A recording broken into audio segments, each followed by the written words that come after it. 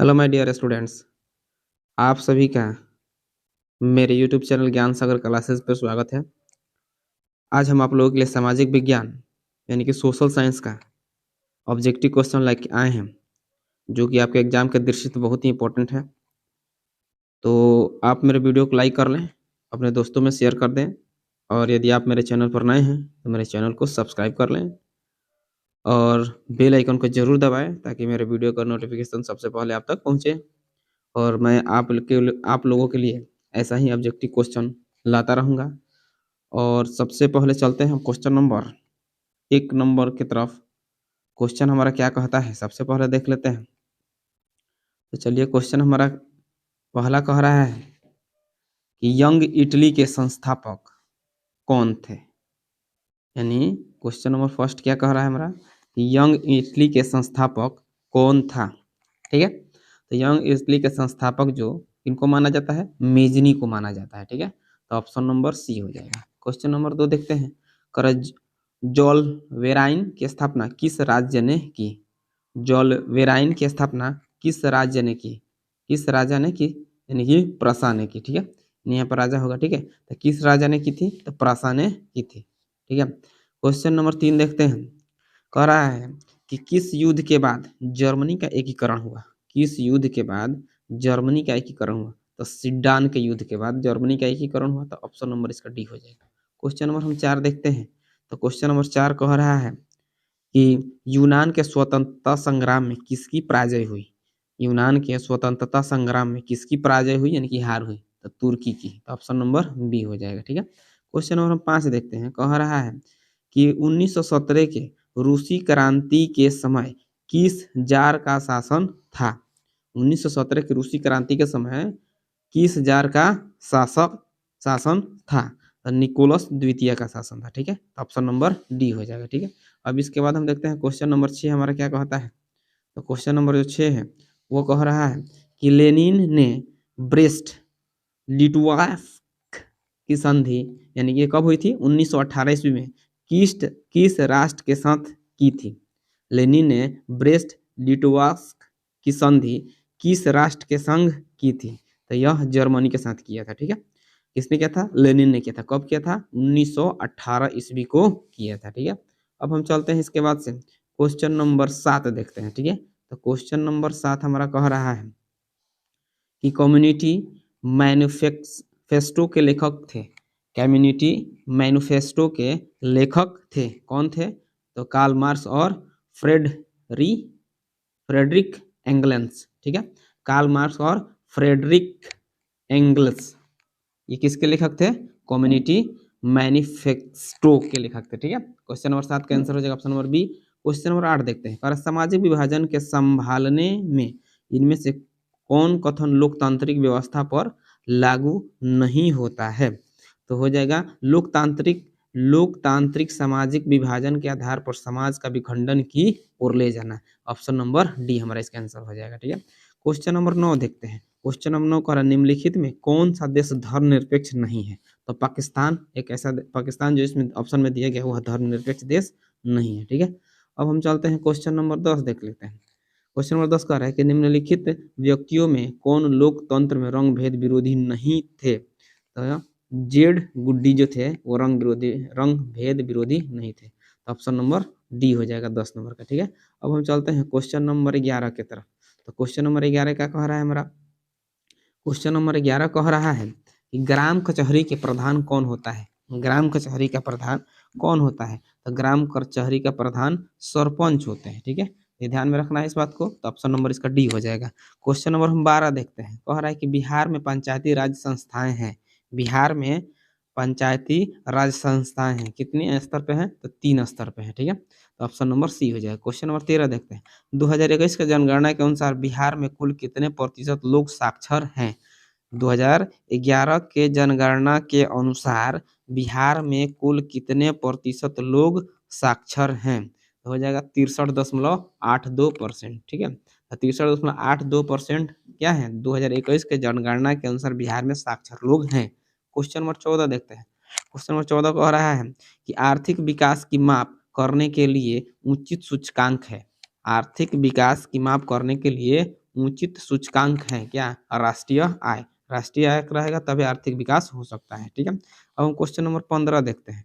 तो question number जो 15 है वो हमारा क्या कह रहा है?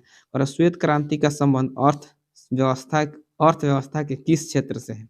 श्वेत क्रांति का संबंध अर्थव्यवस्था के किस क्षेत्र से है? तो प्राथमिक क्षेत्र से है। ठीक है, ऑप्शन ए हो जाएगा।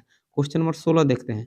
कह रहा है कि नीति आयोग अध्यक्ष कौन होता है? नीति योजना भी कह सकते हैं, योजना आयोग कह सकते हैं, या नीति आयोग कह सकते हैं। नीति आयोग के अध्यक्ष कौन होता है? तो नीति आयोग के अध्यक्ष प्रधानमंत्री होते हैं। कौन होते हैं? प्रधानमंत्री होते हैं। नीति आयोग के अध्यक्ष होते हैं प्रधानमंत्री। इसका हो जाएगा option number C. Question number 17 कह रहा है कि भारत में राष्ट्रीय आय की गणना कब प्रारंभ की गई? भारत में राष्ट्रीय आय की गणना कब प्रारंभ की गई? तो 1951 से 52 के आसपास में इसकी गणना प्रारंभ की गई थी। क्वेश्चन 18 कह रहा है कि भारत में सबसे लंबा बांध कौन सा है? भारत में सबसे लंबा बांध कौन सा है? तो हीराकुंड बांध है। ठीक है, सबसे लंबा बांध उसको माना जाता है, तो हीराकुंड बांध हो जाएगा। तो 18 नंबर का ऑप्शन नंबर बी आंसर हो जाएगा। क्वेश्चन नंबर 19 देखते हैं। क्वेश्चन नंबर 19 हमारा क्या कह रहा है? कह रहा है कि वन संरक्षण के प्रबंधन की दृष्टि से वनों को वर्गीकृत किया गया है। वन संरक्षण एवं प्रबंधन की दृष्टि से वनों को वर्गीकृत किया गया है। कितने वर्गों में? तो 3 वर्गों में वर्गीकृत किया गया है। क्वेश्चन नंबर 20 देखते हैं। कह रहे बिहार देश में सर्वोच्च स्थान रखता है। बिहार देश में सर्वोच्च स्थान रखता है किस क्षेत्र में? यानी कि यह अमरूद उत्पादन में भी और लीची उत्पादन में भी। ठीक है, दोनों ऑप्शन हो जाएगा, ऑप्शन नंबर सी हो जाएगा। ठीक है, क्वेश्चन नंबर 21 देखते हैं। बहुत इंपॉर्टेंट क्वेश्चन है। कह रहा है कि डाकुओं की अर्थव्यवस्था का संबंध है। डाकुओं की अर्थव्यवस्था का संबंध है संसाधनों अनियोजित विदोहन से। संसाधनों के अनियोजित विधनों से, यानी कि ऑप्शन नंबर बी आंसर हो जाएगा हमारा। ठीक है, क्वेश्चन नंबर 21 देखते हैं। 22 नंबर देखते हैं। और मरुस्थलीय मृदा का विस्तार निम्न में से कहाँ से है? मरुस्थलीय मृदा का विस्तार निम्न में से कहाँ से है? तो राजस्थान से है। ठीक है, ऑप्शन नंबर हो जाएगा इसका बी 22 नंबर का। क्वेश्चन नंबर हम 23 देखते हैं। क्वेश्चन नंबर 23 हमारा क्या कह रहा है? क्वेश्चन नंबर 23 कह रहा है कि यूरेनियम का प्रमुख उत्पादक केंद्र है। यूरेनियम का प्रमुख उत्पादन केंद्र है तो जादूगोड़ा में यूरेनियम का बहुत ज्यादा उत्पादन किया जाता है। क्वेश्चन नंबर 25 देख लेते हैं। ठीक, 24 देखते हैं। तो क्वेश्चन नंबर 24 हमारा क्या कहता है? तो क्वेश्चन नंबर 24 हमारा कह रहा है प्राणियों के शरीर में कितना प्रतिशत जल की मात्रा निहित होती है? ठीक है, प्राणियों के शरीर में कितना प्रतिशत जल की मात्रा निहित होती है? तो हो जाएगा इसका 60%। ठीक है, तो 24 नंबर का आंसर हो जाएगा ऑप्शन नंबर बी, यानी कि 60%। क्वेश्चन नंबर 25 का है सर्वाधिक भूस्खलन प्रवण राज्य है। सर्वाधिक भूस्खलन प्रवण राज्य है। ठीक है, तो ये है उत्तराखंड। यहाँ पर अधिक भूस्खलन होता है। क्वेश्चन नंबर 26 देखते हैं। आकस्मिक प्रबंधन के प्रमुख घटक इनमें से कौन है? आकस्मिक प्रबंधन का प्रमुख घटक इसमें से कौन है? स्थानीय प्रशासन, स्वयंसेवी संगठन, गांव अथवा मोहल्ले के लोग, इनमें से सभी। तो इनमें से सभी हो जाएगा। ठीक है, ऑप्शन नंबर डी हमारा आंसर हो जाएगा। ठीक है, अब हम चलते हैं क्वेश्चन नंबर 27 देखते हैं। क्वेश्चन नंबर 27 कह रहा है कि हिंद चीन क्षेत्र में कौन से देश आते हैं? हिंद चीन क्षेत्र में कौन से देश आते हैं? तो हिंद चीन क्षेत्र में कौन से देश आते हैं? कंबोडिया आता है, वियतनाम आता है, लाओस आता है। कंबोडिया, वियतनाम और लाओस। तो हो जाएगा 27 नंबर का ऑप्शन नंबर सी आंसर हो जाएगा। 28 नंबर क्वेश्चन देख लियो। कह रहा है कि हुआ हवा आंदोलन के नेता कौन थे? हुआ हवा आंदोलन के नेता कौन थे? तो हुइन फूसो थे। Option number B. हुआ हवा आंदोलन के नेता कौन थे? तो हुइन फूसो। ठीक है, याद रखेंगे इसको कि हुइन फूसो हुआ हवा आंदोलन के नेता थे। अब चलते हैं 29 नंबर क्वेश्चन। कह रहा है इनमें से किसने बादशाह खान या सीमांत गांधी कहा था? इनमें से किसे बादशाह खान या सीमांत गांधी कहा जाता है? यानी इनमें से जो ऑप्शन दिया गया है इनमें से किसको बादशाह खान या हिमांत गांधी कहा जाता है? ठीक है, तो अब्दुल गफर खान को क्या कहा जाता है? बादशाह खान या सीमांत गांधी कहा जाता है। तो खान अब्दुल गफ्फार खान आंसर हो जाएगा। 29 नंबर का ऑप्शन नंबर हो जाएगा हमारा सी। चलिए हम क्वेश्चन नंबर उसका 30 देखते हैं। तो 30 नंबर क्वेश्चन हमारा क्या कह रहा है, पर गांधी जी ने साबरमती आश्रम की स्थापना किस वर्ष की? गांधी जी ने साबरमती आश्रम की स्थापना किस वर्ष की? तो 1915 ईस्वी में की थी। गांधी जी ने साबरमती आश्रम की स्थापना कब की थी? 1915 ईस्वी में की थी। क्वेश्चन नंबर 31 देखते हैं। क्वेश्चन नंबर जो 31 हमारा है वह कह रहा है कि तुर्की में खलीफा का पद किस वर्ष समाप्त किया गया?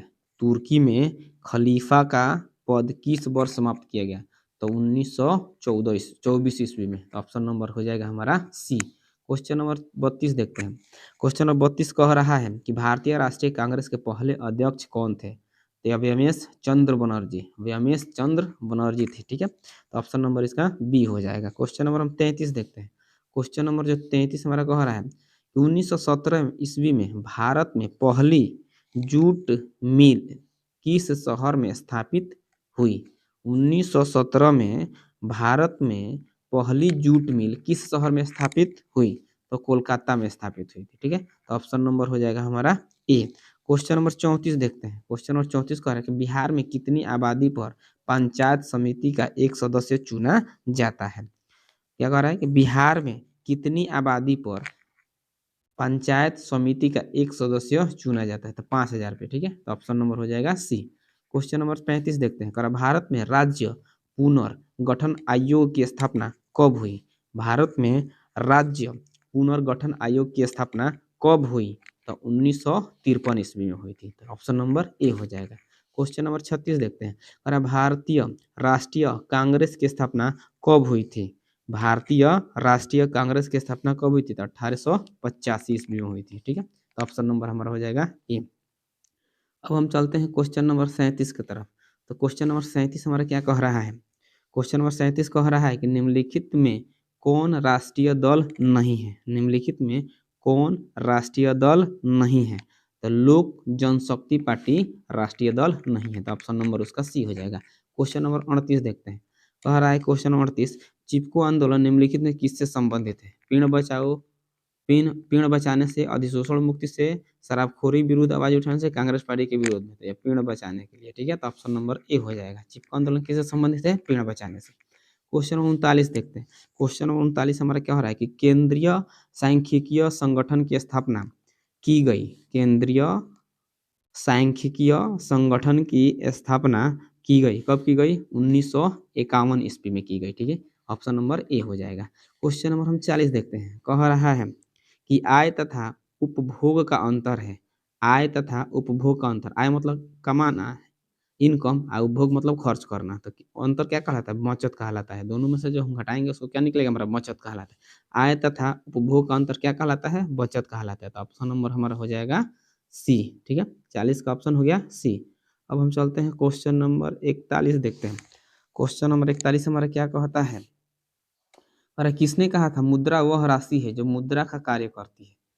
किसने कहा था मुद्रा वह है जो मुद्रा का कार्य करती है? किसने कहा था? तो हॉर हॉर्टले विदर्स ने कहा था। हॉर्टले विदर्स ने कहा था। तो ऑप्शन नंबर डी हो जाएगा। क्वेश्चन नंबर 42 देखते हैं। कह रहा है कि आजकल मुद्रा में कौन सा रूप अधिक प्रचलन में है? आजकल मुद्रा का कौन सा रूप अधिक प्रचलन में है? तो पत्र मुद्रा अधिक प्रचलन में है। ठीक है, क्वेश्चन नंबर 43 कह रहा है भारत की वित्तीय राजधानी किस शहर को कहा जाता है? भारत की वित्तीय राजधानी किस शहर को कहा जाता है? तो मुंबई को कहा जाता है। ठीक है, ऑप्शन नंबर ए हो जाएगा। क्वेश्चन नंबर 44 देखते हैं। कौन भारत का सबसे बड़ा लौह उत्पादक राज्य है? कौन भारत का सबसे बड़ा लौह उत्पादक राज्य है? तो झारखंड है। ठीक है, ऑप्शन नंबर डी हो जाएगा। क्वेश्चन नंबर 45 कह रहा है कि ऑपरेशन फ्लड का दूसरा नाम क्या है? ऑपरेशन फ्लड का दूसरा नाम क्या है? श्वेत क्रांति है। ठीक है, ऑपरेशन फ्लड का दूसरा नाम क्या है? श्वेत क्रांति है। तो क्वेश्चन नंबर 45 का ऑप्शन नंबर हमारा सी हो जाएगा। ठीक है, अब हम चलते हैं क्वेश्चन नंबर 46 देखते हैं। कह झूम कृषि किस प्रकार की कृषि है? झूम कृषि किस प्रकार की कृषि है? तो स्थानांतरीय है। ठीक है, स्थानांतरीय कृषि है। झूम कृषि किस प्रकार की कृषि है? स्थानांतरीय कृषि है। तो 46 का ऑप्शन हो जाएगा सी। क्वेश्चन नंबर 47 देखते हैं। कह रहा है कि निम्न में से कौन कृषि पर आधारित नहीं है? निम्न में से कौन कृषि पर आधारित नहीं है? तो चीनी उद्योग भी आधारित है, कागज भी आधारित है, वस्त्र भी आधारित है, लेकिन सीमेंट उद्योग क्या है? कृषि पर आधारित नहीं है। तो 47 का ऑप्शन डी हो जाएगा। क्वेश्चन नंबर 48 देखते हैं। कह रहा है कि भारत का पहला उर्वरक संयंत्र कहाँ लाया गया?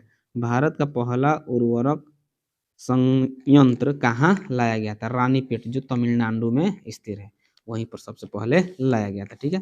क्वेश्चन नंबर 49 हमारा कह रहा है कि भूस्खलन है प्राकृतिक आपदा, मानवीय आपदा, सामान्य आपदा, इनमें से कोई नहीं, तो वह प्राकृतिक आपदा है। तो ऑप्शन ए हो जाएगा हमारा आंसर। ठीक है। क्वेश्चन नंबर हम 50 देखते हैं। क्वेश्चन नंबर 50 हमारा कह रहा है कि बाढ़ से सबसे अधिक हानि होती है। बाढ़ से सबसे अधिक हानि होती है फसलों को, पशुओं को, भवनों को, उपरोक्त सबको। तो बाढ़ आएगा तो सबके लिए तो नुकसान पहुंचाएगा ना। तो ऑप्शन नंबर हमारा डी हो जाएगा, सबको इससे नुकसान होता है। क्वेश्चन नंबर 51 देख लेते हैं। कह रहा है कि शहर में कौन सा वर्ग बुद्धिजीवी वर्ग के रूप में विख्यात हुआ?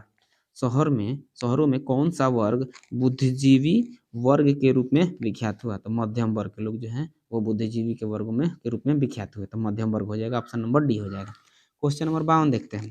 क्वेश्चन नंबर 52 कह रहा है कि आधुनिक नगरों का विकास कब से हुआ? आधुनिक नगरों का विकास कब से हुआ? औद्योगिक क्रांति से हुआ। ठीक है। औद्योगिक क्रांति से आधुनिक नगरों का विकास प्रारंभ हुआ। ऑप्शन नंबर डी हो जाएगा 52 का। क्वेश्चन नंबर अभी हम आगे देखते हैं 53 नंबर। ठीक है। तो क्वेश्चन नंबर 53 हमारा क्या कहता है, देख लेते हैं इसको। ठीक है। तो क्वेश्चन नंबर 53 हमारा कह रहा है कि ब्रेटन वुड्स सम्मेलन किस वर्ष हुआ? ब्रेटन वुड्स सम्मेलन किस वर्ष हुआ? तो 1944 ईस्वी में हुआ था। ठीक है। तो ऑप्शन नंबर सी हो जाएगा। क्वेश्चन नंबर हम 54 देखते हैं। क्वेश्चन नंबर 54 कह रहा है कि भूमंडली की शुरुआत किस दशक में हुई? तो 1990 के दशक में हुई थी। ऑप्शन नंबर ए हो जाएगा। क्वेश्चन नंबर 55 देखते हैं। कह रहा है कि विश्व बाजार के रूप में पहला कौन सा नगर उभर कर सामने आया? विश्व बाजार के रूप में कौन सा नगर सबसे पहले उभर कर सामने आया था? हो जाएगा अलेक्जेंड्रिया। कौन आया था? अलेक्जेंड्रिया सबसे पहले उभर कर सामने आया था। क्वेश्चन नंबर 56 देखते हैं। कह रहा है कि इंग्लैंड कपास का आयात मुख्य रूप से कहाँ से करता था? इंग्लैंड कपास का आयात मुख्य रूप से कहाँ से करता था? तो भारत से करता था। ठीक है। तो 56 नंबर का ऑप्शन नंबर ए हो जाएगा। ठीक है। अब हम आगे चलते हैं। क्वेश्चन नंबर हम देखते हैं 57। तो क्वेश्चन नंबर 57 जो है वह कह रहा है हरिजन पत्रिका का प्रकाशन किसने आरंभ किया था? हरिजन पत्रिका का प्रकाशन किसने आरंभ किया था? महात्मा गांधी जी ने आरंभ किया था। ठीक है। ऑप्शन सी हो जाएगा। क्वेश्चन नंबर 58 देखते हैं। क्वेश्चन नंबर 58 जो हमारा कह रहा है और किस देश में सरकारी नौकरियों की प्रतियोगिता परीक्षाओं ने मुद्रित सामग्रियों की मांग बढ़ा दी? किस देश में सरकारी नौकरियों की प्रतियोगिता परीक्षाओं ने मुद्रित सामग्रियों की मांग बढ़ा दी? तो चीन में। ठीक है। तो ऑप्शन नंबर बी हो जाएगा। 59 नंबर क्वेश्चन है ताड़ी विद्रोह आंदोलन निम्नलिखित में से किस प्रांत में शुरू किया गया? ताड़ी विद्रोह आंदोलन निम्नलिखित में से किस प्रांत में शुरू किया गया था? तो आंध्र प्रदेश में शुरू किया गया था। ऑप्शन नंबर सी हो जाएगा। ठीक है। क्वेश्चन नंबर हम 60 देखते हैं। ठीक है। तो क्वेश्चन नंबर हमारा 60 क्या कह रहा है? तो क्वेश्चन नंबर 60 कह रहा है कि लोकतंत्र की सफलता की एक आवश्यक शर्त क्या है? लोकतंत्र की सफलता की एक आवश्यक शर्त क्या है? तो हो जाएगा लोकतंत्र में आस्था। अगर लोकतंत्र में आस्था रहेगा तब जाकर लोकतंत्र क्या होगा? सफल बन पाएगा। क्वेश्चन नंबर 61 देखते हैं। कह लिच्छवी किसकी उदाहरण थी? लिच्छवी किसकी उदाहरण थी? तो ये हो जाएगा किसकी? प्राचीन गणतंत्र की। लिच्छवी किसकी उदाहरण थी? प्राचीन गणतंत्र की थी। ऑप्शन हमारा ए हो जाएगा। क्वेश्चन नंबर 62 देख लेते हैं। और एक भारत में राजनीतिक दलों का चुनाव चिन्ह कौन आवंटित करता है? तो चुनाव आयोग। ऑप्शन नंबर डी हो जाएगा। क्वेश्चन नंबर 63 देखते हैं। कह रहा है कि इनमें से या इसमें से किस देश में एक दलीय व्यवस्था है? इनमें से किस देश में एक दलीय व्यवस्था है? तो चीन में एक दलीय व्यवस्था है। ठीक है। ऑप्शन नंबर सी हो जाएगा। अब हम चलते हैं क्वेश्चन नंबर 64 की तरफ। ठीक है। तो क्वेश्चन नंबर 64 हमारा कह रहा है इनमें से कौन व्यापारिक बैंक की जमा का प्रकार नहीं है? इनमें से कौन व्यापारिक बैंक की जमा का प्रकार नहीं है? हो जाएगा अधिक वर्ष। ठीक है। अधिविक व अधिविकर्ष, ठीक है, अधिविकर्ष ये व्यापारिक बैंक की जमा का प्रकार नहीं है। बकिया स्थायी जमा होता है, चालू जमा होता है, आवर्ती जमा होता है, लेकिन ये वाला नहीं होता है, ठीक है। तो ये हमारा ऑप्शन नंबर सी आंसर हो जाएगा। क्वेश्चन नंबर पूछ रहा है 65, कह रहा इनमें से कौन सा संस्थागत वित्त का साधन है? इनमें से कौन सा संस्थागत वित्त का साधन है? तो ऑप्शन इसका हो जाएगा व्यावसायिक बैंक, तो ऑप्शन नंबर सी हो जाएगा, ठीक है, व्यावसायिक बैंक। क्वेश्चन नंबर 66 देखते हैं। क्वेश्चन नंबर 66 कह रहा है कि निम्न में से कौन सा आर्थिक आधारभूत संरचना का घटक है? निम्न में से कौन आर्थिक आधारभूत संरचना का घटक है? तो वित्त है, ऑप्शन नंबर ए हो जाएगा। क्वेश्चन नंबर हम देखेंगे इसके बाद से 57। तो क्वेश्चन नंबर 57 हमारा क्या कह रहा है देख लेते हैं। कह रहा है कि 67 है, 67 भारत में आर्थिक विकास का नया दौर कब शुरू हुआ? भारत में आर्थिक विकास का नया दौर कब शुरू हुआ? तो 1991 में, ठीक है, ऑप्शन ए हो जाएगा। क्वेश्चन नंबर 68 देख लेते हैं। कह रहा है कि भारत में संगठित एवं क्रमबद्ध उपभोक्ता आंदोलन की शुरुआत किस वर्ष हुई? भारत में संगठित एवं क्रमबद्धता उपभोक्ता आंदोलन की शुरुआत किस वर्ष हुई? तो 1960 ईस्वी में हुई थी, ठीक है। तो 1960 ऑप्शन हमारा सी आंसर हो जाएगा। 69 नंबर क्वेश्चन देखते हैं। 69 नंबर क्वेश्चन करके बिहार का कौन सा भाग सर्वाधिक सूखा प्रणव है? बिहार का कौन सा भाग सर्वाधिक सूखा प्रणव है? तो दक्षिण बिहार, दक्षिण बिहार, ऑप्शन नंबर सी हो जाएगा। क्वेश्चन नंबर 70 देखते हैं। क्वेश्चन नंबर 70 कह रहा है कि बिहार में सबसे बड़ा टाल क्षेत्र कौन है? बिहार में सबसे बड़ा टाल क्षेत्र कौन है? तो बढ़िया है, बढ़िया है वो सबसे बड़ा टाल क्षेत्र है। 71 नंबर कह रहा जनसंख्या की दृष्टि से भारत में बिहार का स्थान है। जनसंख्या की दृष्टि से भारत में बिहार का स्थान है, कितना नंबर है? तीसरा नंबर पे है, ठीक है। आगे बढ़ते हैं। क्वेश्चन नंबर 72 देख लेते हैं। क्वेश्चन नंबर जो 72 हमारा कह रहा है, अरे बिहार में सर्वाधिक मक्का किस जिले में उपजाया जाता है? बिहार में सर्वाधिक मक्का किस जिले में उपजाया जाता है? तो खगड़िया में, तो ऑप्शन नंबर सी हो जाएगा। क्वेश्चन नंबर 73 देखते हैं। संजय गांधी जैविक उद्यान किस नगर में स्थित है? तो पटना में स्थित है। क्वेश्चन नंबर 74 देखते हैं, ठीक है। क्वेश्चन नंबर 74 कह रहा है बिहार की बड़ी त्रासदी में से एक है, बिहार की बड़ी त्रासदी में से एक है बाढ़, यानी कि बिहार में बाढ़ आते जाते रहता है, ठीक है। उसके बाद आते हैं क्वेश्चन नंबर 75 देख लेते हैं। तो क्वेश्चन नंबर जो 75 है वो कह रहा है कृषि सुखाड़ होता है, कृषि सुखाड़ होता है। तो कृषि सुखाड़ कब होता है? मिट्टी की नमी के अभाव में, जब मिट्टी में नमी की अभाव हो जाएगी तब सुखाड़ की स्थिति उत्पन्न हो जाती है, ठीक है। तो ऑप्शन नंबर बी हो जाएगा। 76 नंबर देखते हैं। कह रहा है कि इनमें से कौन सा शहर चंदन पर आधारित सौंदर्य सामग्री के लिए विख्यात है? इनमें से कौन सा शहर चंदन पर आधारित सौंदर्य सामग्री के लिए विख्यात है? तो हो जाएगा मैसूर, तो ऑप्शन नंबर ए हो जाएगा। क्वेश्चन नंबर 77 देखते हैं। भारत का कौन सा राज्य शक्कर का कटोरा कहलाता है? भारत का कौन सा राज्य, शक्कर मतलब होता है चीनी, शक्कर मतलब क्या होता है? चीनी। तो चीनी का कटोरा किसको कहा जाता है? उत्तर प्रदेश को, क्योंकि वहाँ पर गन्ने की खेती सबसे ज्यादा मात्रा में होती है, ठीक है। ऑप्शन नंबर हमारा बी हो जाएगा। उत्तर प्रदेश को क्या कहा जाता है? शक्कर का कटोरा कहा जाता है या चीनी का कटोरा कहा जाता है, ठीक है। अब हम चलते हैं क्वेश्चन नंबर 78 देख लेते हैं। तो क्वेश्चन नंबर जो 78 हमारा है वो कह रहा है कि ग्रैंड ट्रंक रोड निम्न में से किस शहर से होकर नहीं गुजरती है?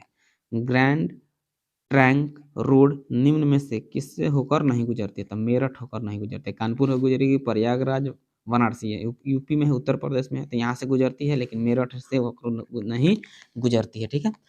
तो उसका आंसर हो जाएगा मेरठ। अब आते हैं 79 नंबर क्वेश्चन देखते हैं। कह रहा है कि नागपुर सड़क योजना के अंतर्गत सड़कों को किन भागों में बांटा गया है? नागपुर सड़क योजना के अंतर्गत सड़कों को कितने भागों में बांटा गया है? तो कितने भागों में बांटा गया है? 4 भागों में बांटा गया। तो ऑप्शन नंबर हो जाएगा हमारा ए। अब देखते हैं क्वेश्चन नंबर 80। क्वेश्चन नंबर 80 कह रहा है कि देश की कुल सड़कों में किस सड़क का प्रतिशत सबसे ज्यादा है? तो ग्रामीण सड़क, यानी ग्रामीण सड़क का परसेंटेज क्या है? सबसे ज्यादा है। तो ये हो गया हमारा आज का 80 क्वेश्चन कंप्लीट। चलिए आज के वीडियो में इतना ही। फिर मिलते हैं अगले क्लास में। यदि मेरा वीडियो आपको अच्छा लगा हो तो लाइक करें, कमेंट करें और अपने दोस्तों में ज़्यादा से ज़्यादा शेयर करें और मेरे चैनल को सब्सक्राइब जरूर करें और बेल आइकन को दबाना ना भूलें, ठीक है, ताकि मेरा हर वीडियो का नोटिफिकेशन सबसे पहले आप तक पहुंचे और मैं इसी तरह आपके लिए महत्वपूर्ण महत्वपूर्ण प्रश्न लेकर आता रहूँगा। जय हिंद, जय भारत।